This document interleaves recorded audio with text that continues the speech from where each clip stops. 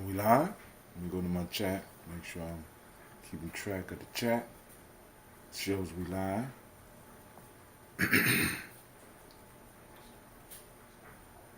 We live? Alright. Let's launch. Okay.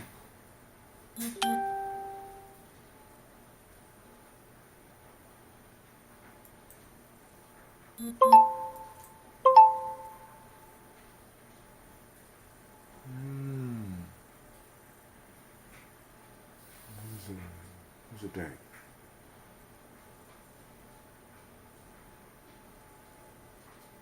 I need to check on that. Well, let's get started, fam.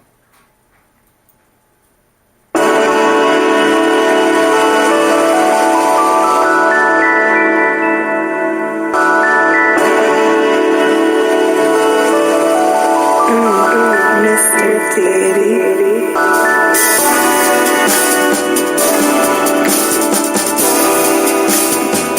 Drink your water.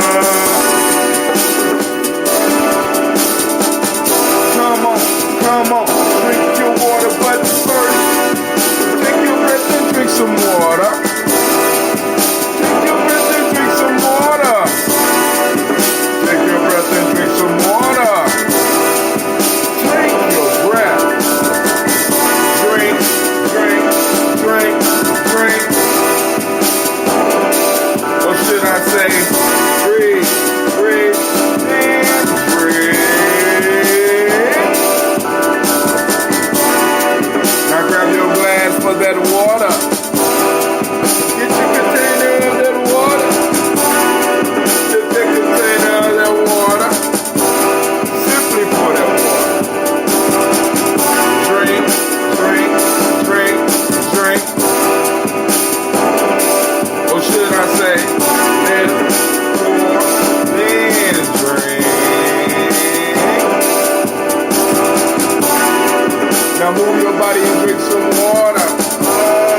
Set your body, drink some water. Move your body, drink some water. Now, just move your body. Come on now. Drink, drink, drink, drink. Or should I say, then drink. Now, raise your glass and toast your ancestors. Raise your glass and toast your ancestors. Raise your glass and toast your ancestors down. Just raise your glass. Drink, drink, drink, drink. Or should I say, drink,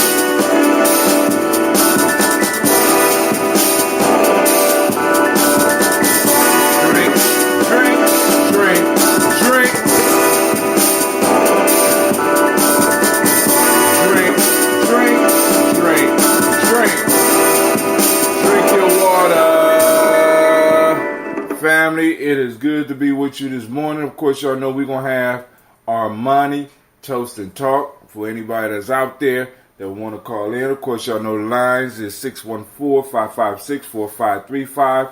I will hold off and call in after we get done with the toast because you know the toast could take a little while. I'm only using water right now. You, on the other hand, can have your other health drinks because remember the basic rules. We start off by hydrating ourselves because that's with water. Right now, I got some distilled water in a copper container.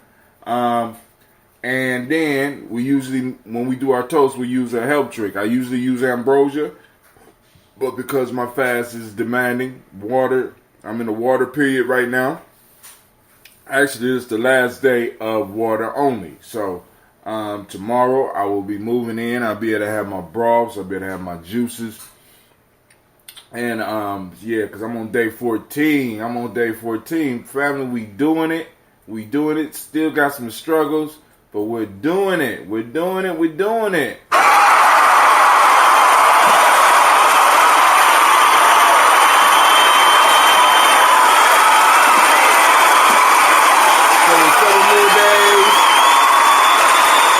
Seven more days, I'll be able to join y'all with some food and you know, some stuff like that. But up until then, you know, cause I got to weigh myself and see where I'm at far as how much I done lost. Last time I looked, I was at 160. So I will test tomorrow morning on the Moja to start off this next week. I also will get some of my some of the drinks prepared so that I could, you know, because I'm really looking forward to it, boy. But you know, by the time I think by the time we get to the G&J Mall, I should be almost totally back to my well, actually, my fighting weight is about 168. Right? That's my high school. That's my high school graduation, all the way through college, all the way through my 20s, about 168. So I weigh about 176 now. I'm 51 years old. So my actual fighting weight is about 168. So I'm about 8 pounds off of my fighting weight. But of course, you know, as you age, you get different, you know. So I don't know where I'm going to end up this time. Last year I got down to low as 140. But you know, it was a little bit more extreme. But anyway, so let's go and do this toast. I will open the call in lines after we get done with the toast.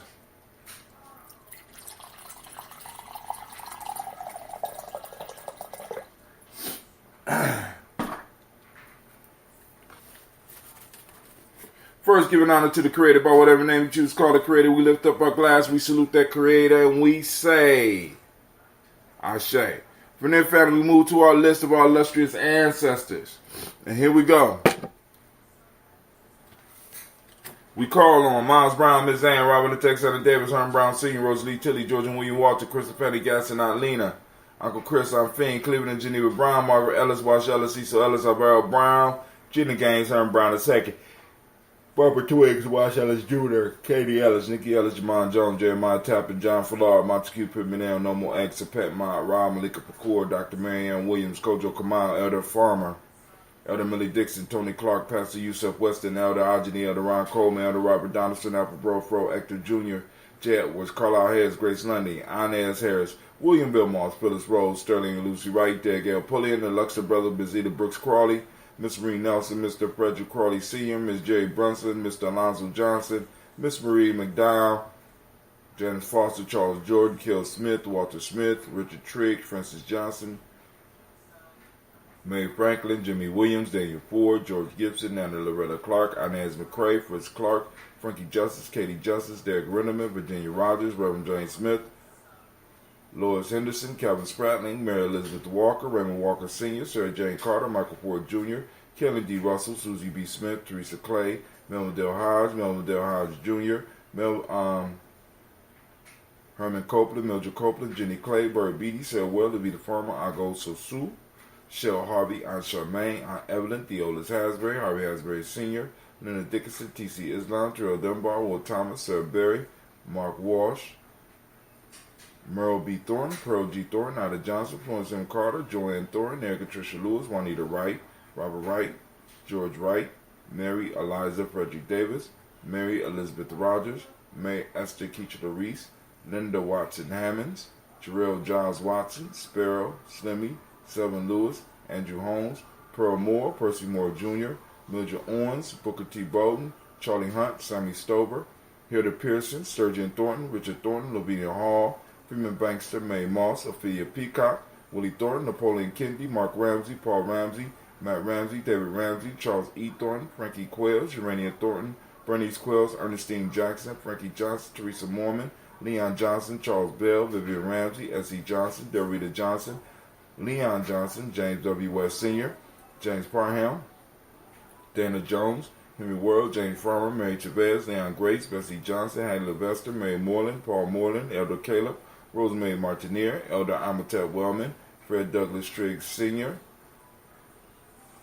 Delma Triggs, Thomas and Lula Berry, Lacey and Eleanor Howe, Franklin Russell and Davis, Fred Douglas Triggs II, Vina Triggs, Reverend Eddie Moore, Helen Fuller, Eugene Jackson Sr., Richard Ellis, Silas Alexander, Charles Maxwell, Percy May Alexander, Arthur Reynolds, Stanley Lockhart, Ricky Lockhart, William Lockhart, Woodrow Lockhart, Brenda Porter, Deacon Hargrove, Carla Sawyer, Andrew Parker, Doris Donald, Ellis Murphy, D'Amico Russell, T.D. Aries, Gina Ruth Jones, Jana Callahan, William Walter West, Nigella Paris, Elder Basiji Fulani, Jim Robinson, Gladys Johnson, Valerie Clark, John and Mary Sullivan, Dirk Johnson, Antonio Johnson, Delise Waters, DeFridas Hines, Inez Bostic, Edna Bostic, Winifred Scatterberry, Wilson Headley, Elma Hines, Phyllis Lee, Eugene Spratling, Kevin Spratling, Charles Wooden, Penny Brown, Roy Lee Printup Jr., Miriam Johnson, Wilbert Longmire, Edith Catney, Janice Carter, Michael Carter, Leon Pina Carter, Margaret Carter, William Carter, Lisa Jordan, Charles Lee Mosley, Dorothy R. Blair, Ransom Evans Sr., Sam Evans Sr., Nalon Blair Sr., Edward Stevens, Sue Ann Stevens, Joe Davis, Timothy Butler, Gene Holmes, Daniel Jones, Peter Charles, Christy Nichols, Cardinal Robinson, Rosemary Charles, Ada Pearl, Bob Ingalls, Jack Wallace, Warren M. Finch, Warren P. Finch, Tim Ingalls, Audrey Finch, William Billingsley Jr., Jennifer Sensenball, Hazel Gatson, Jerry Brantley, Brian Watson Jr., Kaniko Parson, Jason Cathy Bradford, Thomas Bradley, also known as Uncle Buki, also known as Gypsy, Reverend Roosevelt Word I, Stacy Trice, Frank Smith, Mother Bertha, Michael Leonard, David Brown, Ruth Carter, June Cox, Ruth Cox, Paula Cox, Ronald Irving, Judy Hubbard, Irene Johnson, Francis Booth Jefferson, Dan Wilkinson Sr., Emma McClendon, Jerry Doyle, Amina Robinson, Mary Nichols, Patricia Williams, Shabaka Teray, Greg G2 Gibson, Donna Hill, Richard Gleavis, Lee Irby, Tommy Irby, Boy Irby, Jim Gaucher, George and Hallie Johnson, Archie and Margaret Armstead, Diane Scott, Erica Armstrong, Claire Fox, Gene Evans, Archie Beck, Anna McGill, Charles McDaniel, Christine Cottrell, Aunt Becca, Alice Arnold, Arthur Arnold, Hattie Reed, Charles Reed, Eula, Andrew Baker, Patricia and Edwin Brooks, Gwendolyn and Bob Hatch, Kimmel Vernon, Bradley Kim, Janie, Harriet Tubman Cates, Spencer Sturgis, Sally Mae Baker, Ethel Baker, Creola Baker, Geneva Baker, Aaron Nino Baby Hatch, Hatch Sr., Miley Miller, Housie Hatch, Dad Cleveland, Mother Gibson, Alex Nixon, John Bowie, Lester and Rachel Saunders, Doretha Ross, Viola Ross, Robert Nelson, Francis Stevenson, Leroy Stokes, Neely Johnson, Fletcher Swan, Maddie and Charlie Scott, Ida Casey, Thomas Cofer, Vivian Stevenson, Mona Ann Lewis, Cornetta Lyman Lewis, John Jackson, William Dallas Lewis, Mary Francis, Chappelle Jackson, Michael Slade, Joanne Perkins, Richard Jackson, Martha Ford Dawson, Big Mama, Nanny Harris, Eva Ford, James Hairston, Margaret Towns, Mary Williams, Leroy Q. Heath Sr., Albert Moore, Miss Vanilla, Alice Motley, Geraldine Elizabeth, Douglas Thompson, Erton Houston, Lud Alls, Elijah Alls, Jerome Alls, Henry West Staton, Joe, Jamel Alls, Ann Pierce, Donald Carter, Lily Green, Nathan Green, Bed Bond, John Dewey, Ruth Beard, Tim Butler, Ramey Laura Newton, J.B. Foggy, Thomas Newton Sr., Barbara Naeem, Jeanette Sanders, Jerry C. Sanders, Roy Pruitt, H.J. Brantley Sr., Henry Wilson, Rufus Jenkins, Minnie Wilson, Catherine Sanders, Muriel Ellis, Elizabeth Sanders, Henrietta Irby, Mildred Armstead, Margaret Armstead, Catherine Anthony, Ruby Brown, Charles Walker Sr., Charlie Walker, Cecil Russell, Dan Irvin, Haroon Phillips, William Ford, Margaret Logan, Phyllis Barnett, Lee Irvin Sr., Michael Irvin, Ozella Watson, Hugo Watson, John Caldwell Sr., Robbie Lee Caldwell, Nevaeh Mitchell, Ron McCormick Sr., Sabrina Easley, Rashawn Easley, Javea McCormick, Barbara Ann Reed, Dorothy Ann Reed, John Reed, John Reed, Shechem Aha Reed Jr., John Reed Jr., Patricia Reed, Edward R. Benson Sr., Ethel H. McNair, Lois Fernandez, Jacqueline Roberts, Reginald Oliver, Mazarin Cooper, George Swan, Imani Grayson, Charles Scott, Charles H. Scott, Michael Morgan, Charlene Morgan, Sybil Edwards McNabb, Annie Ferguson, William Ferguson, Shelby McClendon. On to our Black Book. We got Joella Giles, James Carswell, Liberta Adams, also known as Aunt Sis, Elder Shaka McNair, Anthony Brown, Jonathan Ford, Lottie Gaucher, Cousin Tony, Michael Johnson, James Jimmy Johnson, Barbara Shane Lewis, Ronald Sheldon Jr., Damian Top, Westina Banks, Joseph Bingham, Quincy, Mama, Aunt Lady, Abraham Isaac Cunda, Aunt Barbara Lewis, Renee Johnson, Joey, Ryan Ross Riggins, Jamonte, Marcus Price, Ness Words, Marshawn McHale, Demetrius Beard, Herb Jefferson, Ralph Mickens, Eric Walker, Quasi Sample, Candace Simmons, Severin Clayton, Leonard Jones, Sade Garner, Melvin Scott Sr., Elder Clarence Lumpkin, Elizabeth Johnson, Frank Smith, Stacey Trice, Denise Goray, Nathaniel Hassan Turner, Khalid Essien, Nigel Turner, Demetrius Lewis Flint, Alberta Woods, Geneva Simmons, Daniel Tilley, Angeline Gant, Jarifa, Oscar Kane, Audrey Gripper, Dominique Nichols, Ruth Elaine Johnson, and Teresa Sambu. We lift up our glass to our illustrious ancestors and we salute them and we say, Ashe. From their family, we move to the present moment and we keep this moment sacred. We keep this moment powerful by keeping our pact with our past as well as our pact with our future generations. We lift up our glass and we salute this moment. In this moment right now, we are in Imani. So I'm asking everybody to activate that reticular formation, right? And seek out Imani. We hunting down Imani. We want it alive, not dead. We not looking dead up. We want it alive. We want live images of Imani, right? Where is it popping off at? How is it happening? Is it happening in your family? Is it happening in your group? Is it happening in your circle? Come on now, is it happening in your tribe? We want you to post it up. Imani found. You know what I'm saying? Imani in action. Hashtag Imani in action. Also, family, for those that don't speak the language, Imani means faith. Imani means faith. Harmony is the modic principle of the day. Trust is what we teach the children, the M7. Red is the color of the day. Gender is the Hermetic law. Male name for the day is Quasi. Female name is Akasua. So we got Quasi and Akasua. We raise up our glass to the present moment. And we say Ashe. From there, family, we move to our future generations. Move to our children's children, on to infinity. And we raise our glass and we toast them in advance. We toast them in advance. We keep our pledge because we're working hard to make sure that they have a place to build their monuments to greatness, right? So we lift up our glass and we salute those children in advance. And we say Ashe. From there, family, we move to all of our relations. We lift up our glass and we toast all of our relations. And from all of our relations, we do our selfish libation. That toast. This for you. What is it that you need? What is it that you need in this moment, family, to move towards your greater self? We lift it up and we say, Ashe. From there, family, last but not least, I want to toast the most magnificent, marvelous, uplifting, outstanding, beautiful, brave, bold, motivational, most motivated individual in the room. And I toast and raise my glass to you. That's you. Don't be shy. Go on, take it. Take it, yeah. We put it up for you, and we say Ashe, Ashe, Ashe. Family, I wish you peace, power, and joy in 100 years. Let me go and drink this up. Then we'll get to our conversation, family. Lines are open, 614-556-4535. Once again, lines are open, 614-556-4535. 556-4535. Just in case Kwame is out there, I am looking at the chat for my Spreaker. Let me go on and call in line 614-556-4535. Also, let me do it on here.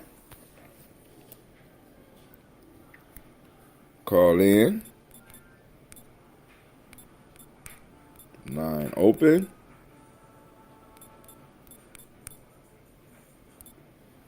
614-556-4535. Pow! All right, we sent it out. It's out there in the ether. So I will talk a little bit until somebody call in. If nobody call in, that's all cool too. You already know how Brother Tim get down, right? You know what I'm saying? I really appreciated all the family that called in yesterday. Had a real good conversation. All right, so let me go on and go through the Gye-Nyame Journey timeline. Now, hopefully y'all got. Oh snap! I didn't post it up. All right, because the newsletter is out, I didn't post it up. What's wrong with me? So let's go and post up the newsletter.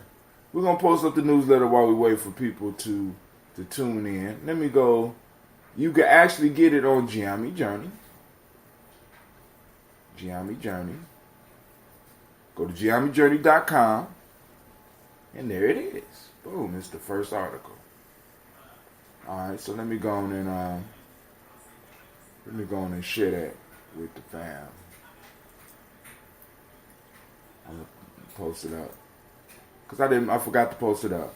You know, fighting is hunger. Be copy. Let's take it over. Let's post it up in Gye-Nyame Journey. I don't know how to post up new on here. Alright, let me go. Alright, here, hold on. I'm gonna get it up. I promise, I'm gonna get it up. So while we're waiting to post that up, I can't do two things at once, so I better just go and focus on posting this up. It's gone. Gye-Nyame Journey.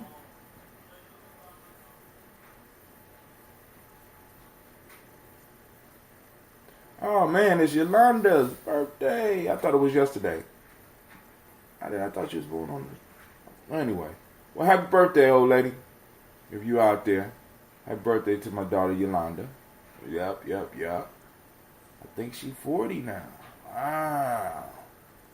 Wow, I'm getting old. And so are you. Alright,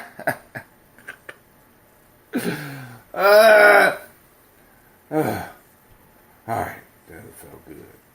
Let me see. Lord have mercy. Just go home. Here we go. I promise I'm almost there, family. I'm almost there. I just want to post this up, then we gonna talk. Because it wouldn't be fair for me to be asking y'all about the newsletter, and y'all ain't never seen it. Paste. Boom. There we go. Share now. Oh shit! I could have shared that on Instagram. That was stupid.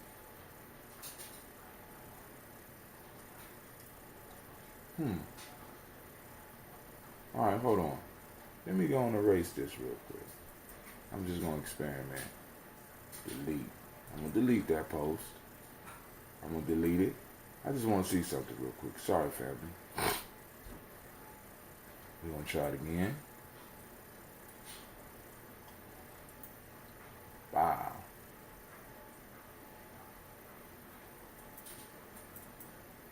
It won't let me. Okay. All right. There we go. Boom. All right, so it's back up. All right, so go and check out the newsletter. Let us know what you think. Of course, it's a work in progress, and we get better every month. and thinking about adding some. I mean, like I said, after I get done with my conversation, after, you know what I'm saying, I told y'all Gye-Nyame Journey is about to go through some changes. At least the media, the media direct piece that we're doing right here, right? So after I get done with those conversations, I will let y'all know, you know, because I'm telling y'all right now, this is about to go down. All right, so hold on. Let's go to the news. Let's go to our articles. All right. Come on, Hootsuite. You got to keep up. Y'all just posted something on here. I mean, come on now. Hootsuite moving on slow. All right, so this morning, the reason I'm up doing this early is that the Tawi Family Village is having their per onk. And I'm going to try to go over there and be as useful as I possibly can and get out of there before they start eating my face. You know what I'm saying? As they say, beat a hasty retreat, you know, right after the message. But please join us for Per Aunt. It's Imani, June 9th. That's today, 2019 at 11:30 a.m. The subject will be Power of Family. The Sabiat given by Nation Builder Rhoda Abdul Mateen. Location at 1409 East Livingston Avenue. Once again, that's 1409 East Livingston. Please bring a covered dish so that we can break bread together. Looking forward to seeing you there. All right. So I will see. Hopefully, I will see some of y'all there. I will be there this morning. That's why I'm up here doing this early, right? Because, you know, I'm supposed to be getting sleep. What the hell just happened here? Oh, it took me to my Twitter page. Come on now.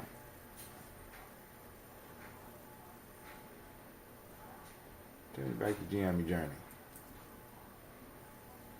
Maybe I need to start tuning in to. All right, cool, newsletter out. All right, family. Now, with the newsletter, you can expand it, and you can also download the PDF if it makes it easier for you to read it. But it has the flip page, so you can go on and you click on and make the page, and at the bottom is arrows. You can make the page bigger so that you can see the whole thing rather than just seeing part of it. All right. And like I said, we're still working on it. I'm gonna get it down to a science, so don't worry about that. I think Gina tried to take over the show, but I was a little bit too quick for her, and so she just left it on. Brother Renee, once again, Brother Renee Trigg, shouts out. He got up there, did his thing, graduated, and you know he had been letting us know that was one of his goals for a while. And it's a great thing when you witness somebody accomplish their goals, right? Yeah, to my aunties, I'm all right. I'm just fasting right now, so I'm be cool. I'm not sleepy. I was kind of in the daze, really, to be honest. I'm in the daze. So here we go. Asteroid supposedly the size of a football field that people are freaking out about. Don't sweat it. There's another threat to take your mind off anything serious, get you into a fear mode where nothing gets done. Let's keep that in mind, family. So you're going to be hearing about all these emergencies and all these. Come on now. Don't be falling for the okie doke. Don't do it. All right? Just like this one. U.S. Commander says American forces face imminent threat from Iran. Were they at the doorstep of America? You know, are they? Hey, Cleveland. Yeah. Check them clothes and make sure they dry. Yes, sir. You know, is it you know what I'm saying? Is imminent means it's going to happen, right? So now the question is, and this is from NBC News, right? The question is, are they at the doorstep of America ready to break in? Are they dry? Yeah. Okay, I just want to make sure the dryer work. All right, we'll take them out and put the clothes in the washer into the dryer, sir. Okay. Real life here, Gye-Nyame Journey. So You know, so it's an imminent threat. Where the imminent threat at? I want y'all to read. Let's read this and let's talk about the fuckery that's going on right before our eyes. It's just like abracadabra. You don't say that's abracadabra, right? Some bullshit. Look, now, and you know the whole major purpose is to get you unfocused, to get you all balanced. And then on top of that, what happens with a war is that there's this bloodlust that comes up within the people, and everything else pales in comparison to the fervor for the American way. We want, you know what I'm saying, boom, boom, boom. People get hyped about this whole war thing. And the piece that I want y'all to understand is that we can't allow anything to supersede our calls for reparations, our call for what we need for our people. You know what I'm saying? We can't give a damn about a war, can't give a damn about any of that. You know what I'm saying? Because they will always try to find a way to tap into this hero aspect that we have, where we feel that it's our responsibility to carry and be the sacrifice for this country. Come on now. We can't keep falling for the same hustle. Please. All right, so Baghdad. The top commander of U.S. forces in the Middle East says he believes that the Iranians or their proxy may orchestrate an attack at any moment. So he in the Middle East. He in the Middle East. He ain't in America, right? He's on somebody else's territory and somebody else's beef, talking about he feels that these people, you know what I'm saying? It's sort of like you being posted up at a friend's house, and you know that they got beef with the neighbors, right? And it's like rather than you going home minding your business, especially if it don't necessarily have anything to do with you, you want to sit right there and become part of the beef. You know what I'm saying? This is high school shit. This ain't even high school shit. This is like junior high. I think the threat is imminent. Marine General Frank McKenzie said in an exclusive broadcast interview with NBC News in the Iraqi capital. We continue to evaluate our forces' posture in the region. First off, y'all destabilized Iraq, which was your major buffer between Iran and the rest of the world, goddammit. Now you sitting in Iraq, which is totally fucked up, and you wondering if somebody's an imminent threat. Yeah. Because they have desires in the Middle East, just like we have desires in the North American continent. North and South American continent. Because y'all down there tearing shit up down in South America. Come on now.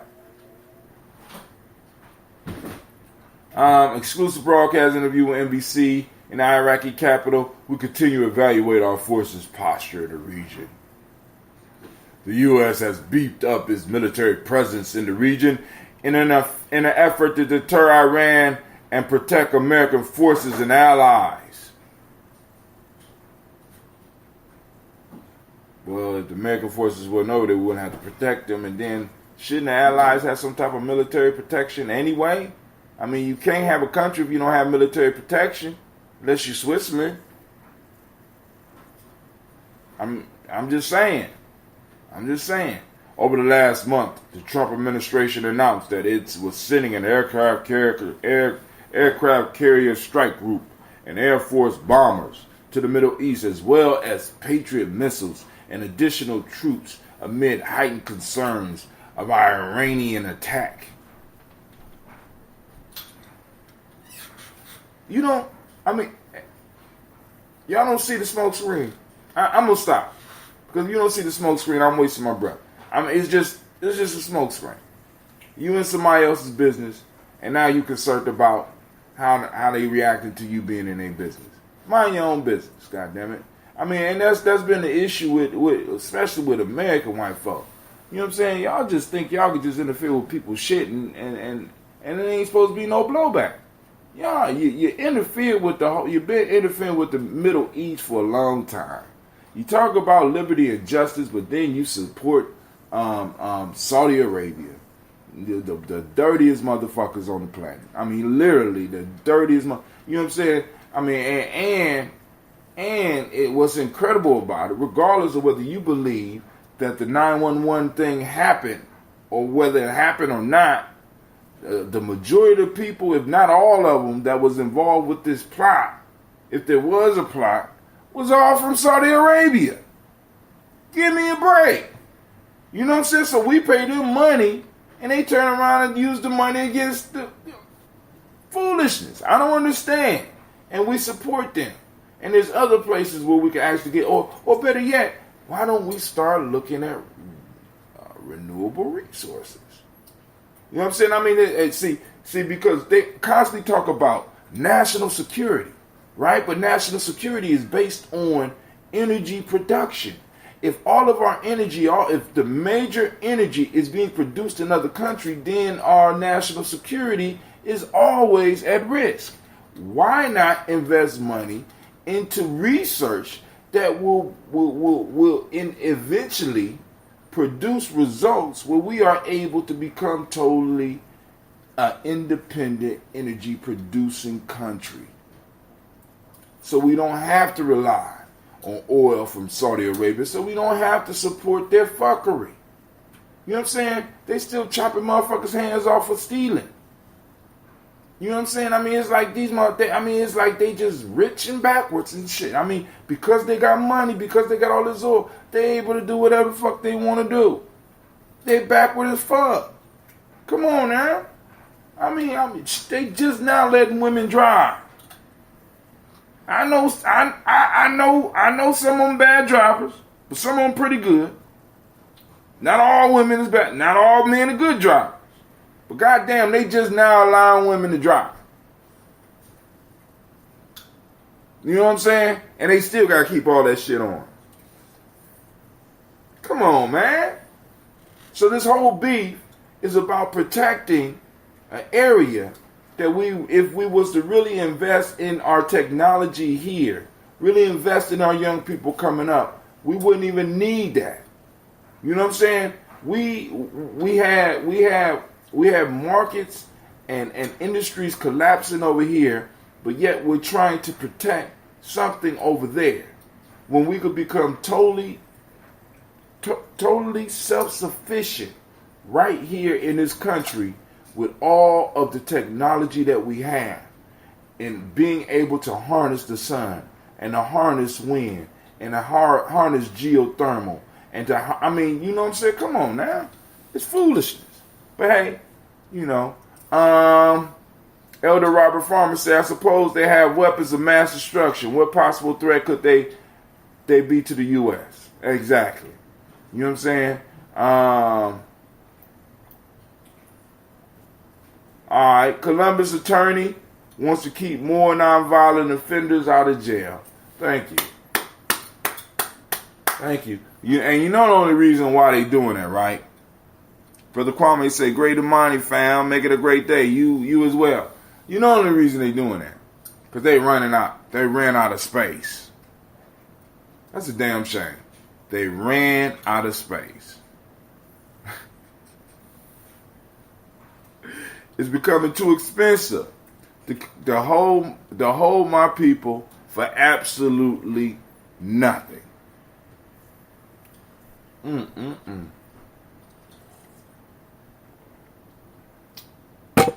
Columbus City Attorney wants to keep more nonviolent offenders out of jail. Congratulations. I'm glad y'all finally came to that point. Shaka got a picture of him and his family on the thing. Let me see what else. What reparation for slavery might look like in 2019. So now I'm gonna go through this and then I'm gonna get up off of here. But what I want to say is this, family. Another trap that I believe is being laid is for those that oppose reparations to talk about reparations from a standpoint of a 1 year or a one-time fix, when reparations needs to be a generational piece. Remember, we are in generational warfare. Okay? So we can't just expect everything to be fixed by them dropping a load of money on you. Right? By them dropping resources on you and open up. No, this has to be a generational thing, because slavery was generational. Right? You don't just stab a motherfucker and then pull a knife out and put a Band-Aid on it and expect for it to be healing. And what people are talking, the way they're talking about reparations, is a Band-Aid rather than a true remedy for healing. You know what I'm saying? When you deal with a wound, you have to cleanse the wound. You know what I'm saying? You got to get all of the false shit out of it that ain't supposed to be in there. Right? Then you have to wrap it tight and you have to nurse it for a little while until the healing process starts. Once the healing process starts, that takes time. And you need to give your body time so that it can heal. Then after that, it will be once again part of the regular body. So you will be able to move it around as usual. Now, we have not been allowed to go through that, right? What reparations for slavery might look like in 2019. Now, I'm praying that they're talking about a generational plan, but just in case, I just want y'all to know the hustles that's going on. The idea of economic amends for past injustice and persistent disparities is getting renewed attention. Here are some formulas for achieving the aim. If you're surprised that the issue of reparations for black Americans has taken so long to resolve, blame the president, President Andrew Johnson, the drunk. Who said that? I'm sorry. As the Civil War wound down in 1865, General William T. Sherman made the promise that would come to be known as 40 acres and a mule, redistributing a huge tract of Atlantic coastline to black Americans recently free from bondage. President Abraham Lincoln and Congress gave their approval, and soon 40,000 freemen in the South had started to plant and build. Now listen to that. Listen to that. Within months of Lincoln's assassination, though President Johnson rescinded the order and returned the land to its former owners, Congress made another attempt at compensation, but Johnson vetoed it. The drunk. This was a motherfucker that was documented as a drunk. You know what I'm saying? Come on now. I'm just saying. I'm just, the drunk. Now, in the early phase of 2020, President campaign, the question of compensating black Americans for suffering under slavery. See, because at one point in time, some people in America wanted to make it right because they understood. Look, I want you to think about this. You go to war with one side of your country. They basically trade. That's them traitors. Confederates are traitors. I mean, really, when you think about it, there's no other way that you can actually rationalize this. So why would you give the traitors the means to compete in the way that they had before? They're traitors, right? So all that land, all that shit down south should have been forfeited over to black folks. And 40,000, how many acres? He said 40,000 freemen was given good land in the, Atlantic coastline. I mean, I want y'all to think about the value of that alone. So now, not only did they gave it to them, then it was snatched back because the president was a drunk, and I'm understanding a coward, but I wasn't there. I don't know. Right? Now, in the early phase of 2020 presidential campaign, the question of compensating black Americans for suffering under slavery and other forms of racial injustice has resurfaced. The current effort focuses on a congressional bill that would commission a study on reparations, a version of legislation first introduced in 1989. Several Democratic president hopefuls have declared their support, including Senator Kamala Harris of California, Elizabeth Warren of Massachusetts, and Cory Booker of New Jersey, and former Housing and Urban Development Secretary Julian Castro. If the latest revival has excited supporters, it has worried some party moderates who fear that such an effort would alienate many voters. Polls have shown a big deficit in popular support. While a majority of black Americans in 2016 Mars poll supported reparations, whites rejected it by an overwhelming margin.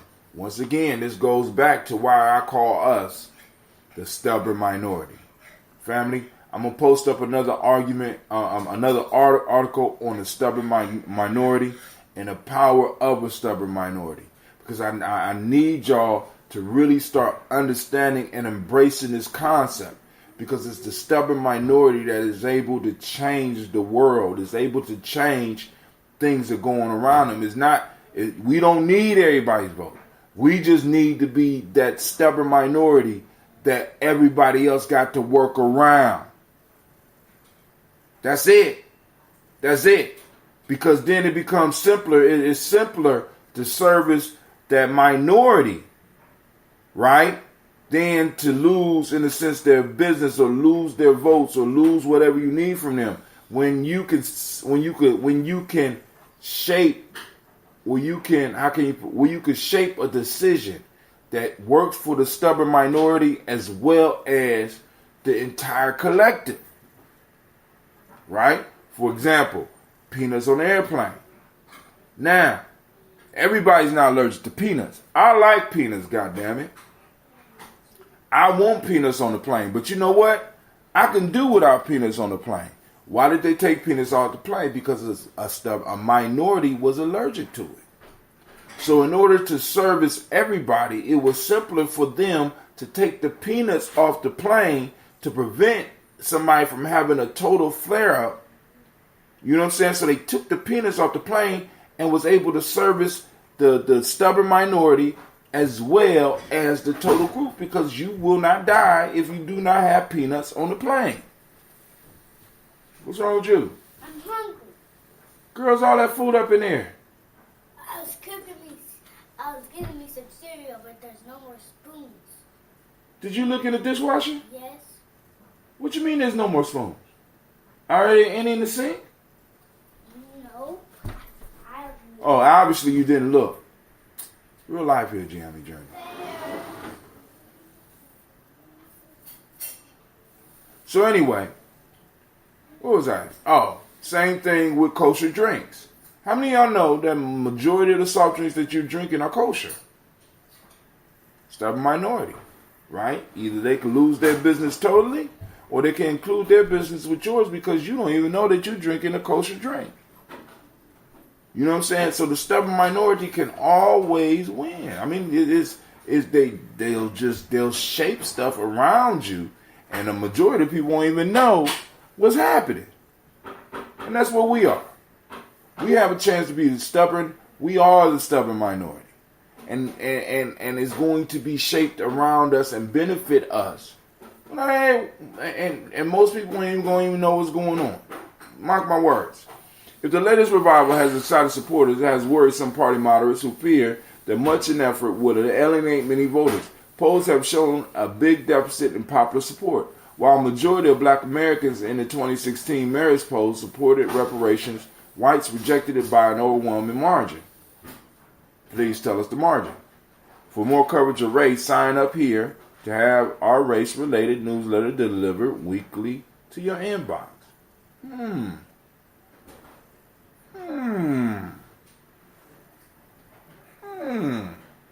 Let me sign up for that race-related thing there.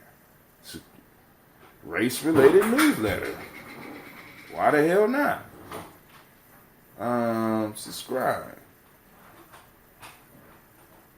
I'm sorry. I'm sorry. $2 a week? Nah, dog.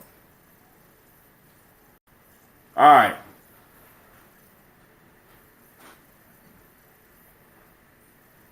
All right, let's go back. Boom, boom, boom.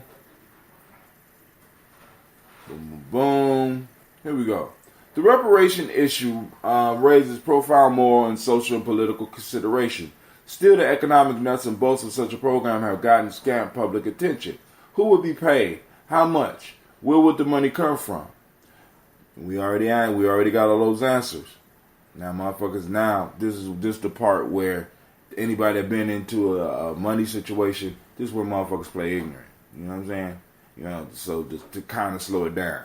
You know, you about to get your money, and they get stupid. They forget stuff all of a sudden. You got to remind them. You know what I'm saying? Shake them down. Through the decades, a handful of scholars have taken a shot at creating a roadmap.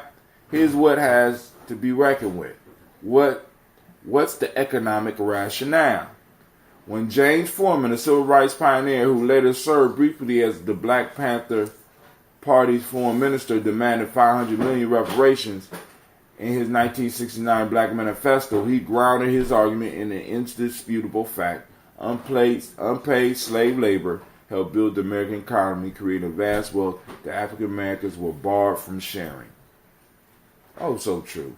The manifesto called for white Christian churches and Jewish synagogues to pay for projects like a black university and a Southern Land Bank. We have helped to build the most industrial country in the world. It declared at the same time that racist white America has exploited our resources, our minds, our bodies, our labor. Another civil rights leader, Barrett Rustin, responded, if my great-grandfather picked cotton for 50 years, then he may deserve some money. But he's dead and gone and nobody owes me anything. Okay. You don't have to participate, Barrett. I know you're dead already, so, all right. And we got to understand, that's the mentality of trying to fit in to what America wanted. We got to understand this because a lot of people got rebellious because they wasn't included in the total American life. So I just want to be American. My grandfather picked for 50 years. That's his business. Y'all don't owe me nothing. Fuck that. I'm just, this Brother Hatim is saying that, fuck that. Fuck you, pay me. Right? Exactly. And I'll make sure I'm able to build a monument to my ancestors. They ain't leave us enough dough to build monuments to our ancestors. You know what I'm saying? And it's like, boom, that shit right there, he could miss me with that, right? I think he was dating a white boy or something anyway, but that's neither here nor there. He did great work, all right, Barrett? But let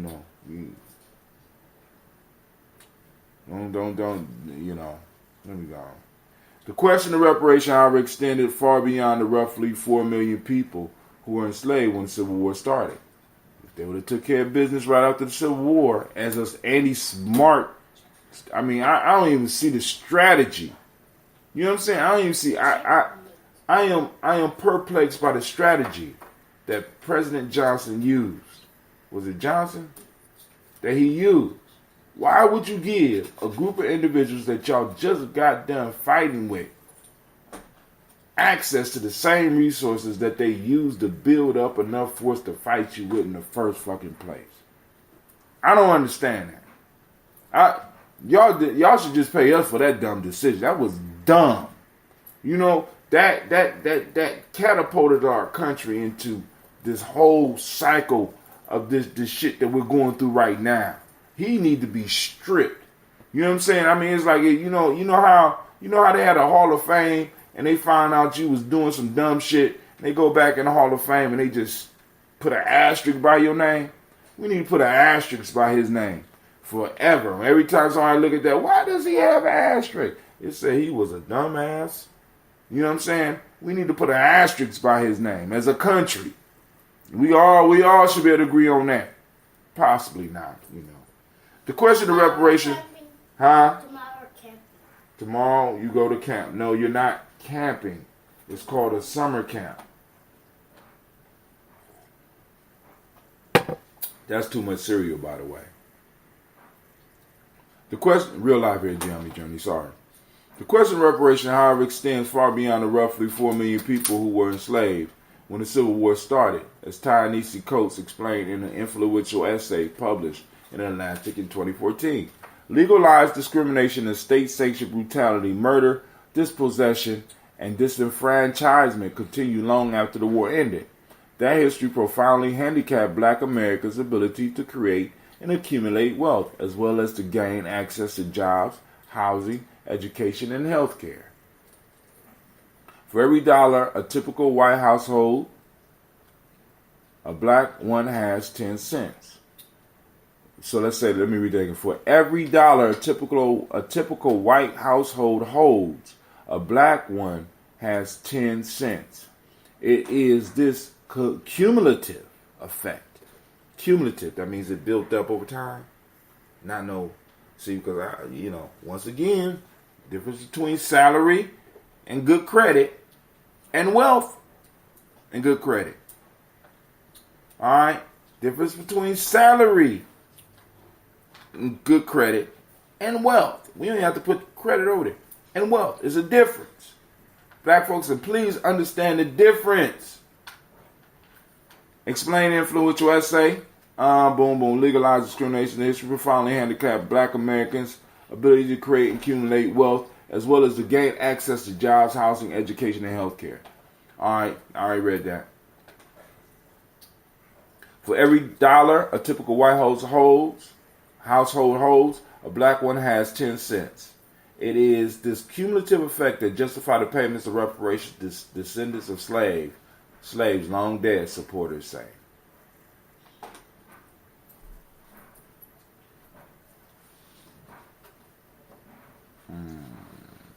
What was it at? I missed it. Equality is not likely to be attained. This thing is messing up. Equality is not likely to be obtained without some form. Oh my God.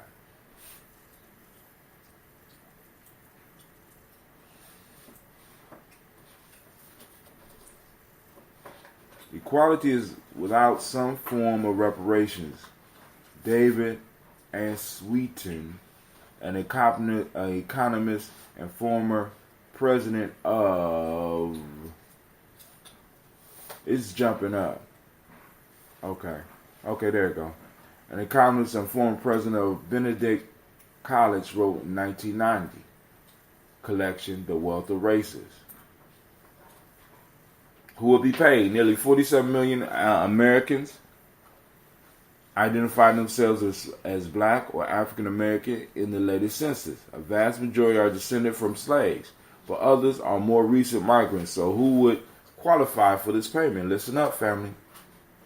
William A. Darity Jr., an economist at Duke University and a leading scholar of reparations, suggests two qualifying conditions: having at least one ancestor who was enslaved in the United States and having identified oneself as an African American on a legal document for at least a decade before the approval of any reparations. The 10-year rule, he said, will help screen out anyone trying to cash in on a windfall. According to the criteria, Oprah Winfrey, who has traced her DNA to slaves captured in West Africa in the early 19th century, will qualify. Former President Barack Obama, the son of a white American mother and a Kenyan father, would not. They say might not. Would not. Mr. Darity estimates that roughly 30 million Americans will be eligible. Tracing genealogy back to the slave-owning era is difficult, but the search begins by comparing the 1870 census, when free slaves were first counted by name, with the one taken in 1860, when they weren't. Other sources include military service and pension records, slave ship manifests, and estate inheritance documents. As for taking account of current wealth, the reparation program will link potential payouts to income and asset levels. Say that again. As for taking account for current wealth, a reparation program could link potential payouts to income and assets levels. Asset. How would recipients get? Attaching a dollar figure to a program of reparations resembles a wheel of fortune. Spend with the amount ranging from the piddling $71.08 per recipient under Foreman's plan. Fuck that. To the astronomical 17 trillion in total over the decades, and we take payments, family. That's what I'm saying. This is a generational thing. We take payments. We can't settle for no small amount just so that some of y'all can make some of these payments and go out and purchase some of this ridiculous shit. We need to make sure it's some money coming in for a couple of generations. I'm just saying, because you know some of y'all be buying some dumb shit. Me included, right? Over the decades, some economists have tried to come up with a quantifiable basis for a fair sum. Mr. Swinton, for example, estimated in 1983 that 40 to 60% of the difference between black and white income could be attributed to the past and continued discrimination, and put the figure at $500 billion. Some economists evaluated labor's share of slave system profits in the cotton and tobacco. Others have looked at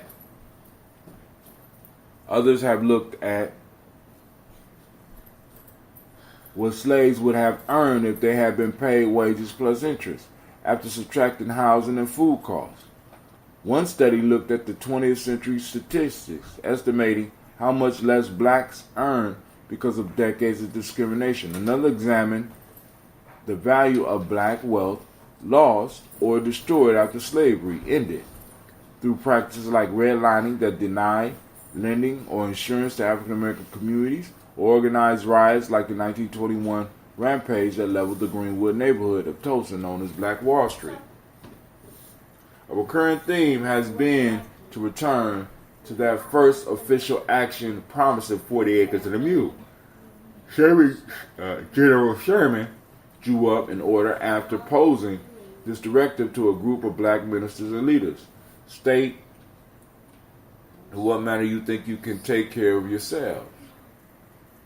What would Sherman promise be worth today? Here we go. Mr. Darity has been mulling that question for years and is writing a book on reparations with Kirsten Mullen, due out next year. He begins with the cost of an acre in 1865, about $10. 40 acres divided among a family of 4 comes to 10 acres per person, or about $100 for each of the 4 million former slaves. Taking account of compounding interest and inflation, Mr. Derry has put the present value at $2.6 trillion, assuming roughly 30 million descendants of ex-slaves. He concluded it worked out to be about $80,000 per person. To get a sense of the scale, consider that the United States budget this year is $4.7 trillion.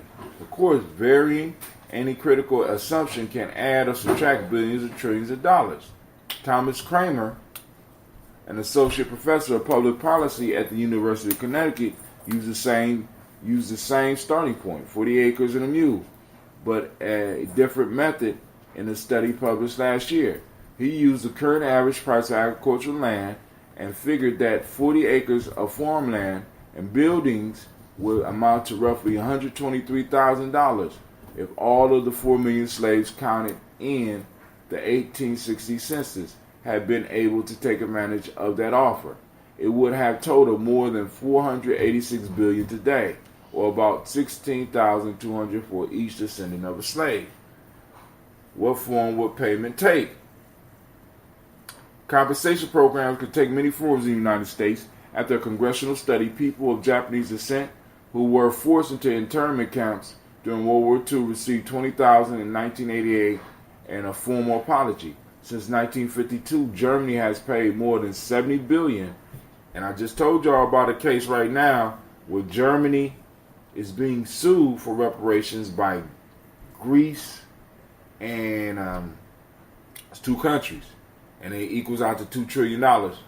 Victims of the Nazi regime and continue to deliver hundreds of millions of dollars each year. Payment varied from lump sum distributed to individuals to a monthly pension based on years working in slave labor camp. Money is also given to organizations to cover home care for older survivors or for grants. A small portion goes to research and documentation. And listen, America, y'all don't have to get worried. We could spread out the 17 trillion over 30 years, 40 years. You know what I'm saying? You know, come on now. We could work. You know what I'm saying? Let us reason together. Right? Rather you getting all caught up in your emotions and shit. Right? Let us reason.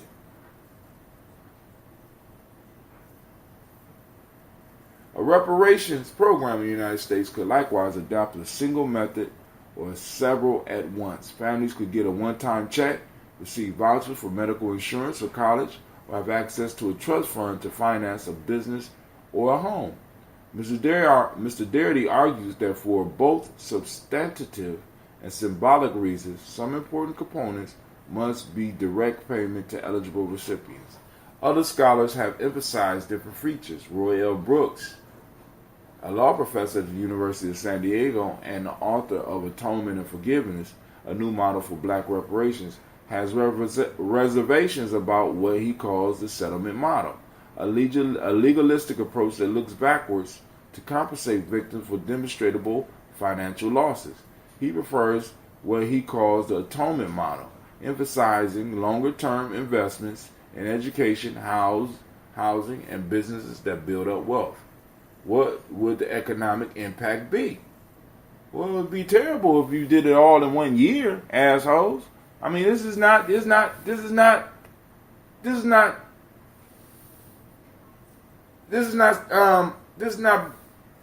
complicated. It's really not. Let me check. All right, I'm about to get up off of here. What would the economic impact be? According to the Federal Reserve Survey of Consumer Finances, the median wealth of black household is $16,000, compared with $163,000 for whites. Reparations are not likely to eliminate the racial wealth gap, but could narrow it somewhat. Low-income families with the fewest assets will benefit the most.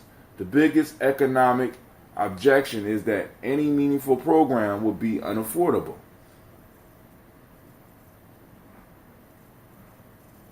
Like other government spending, reparations would ultimately be paid for by some kind of tax, or fee, or borrowing, say through government bonds. Such a program would almost certainly require increasing the federal debt and be structured over time.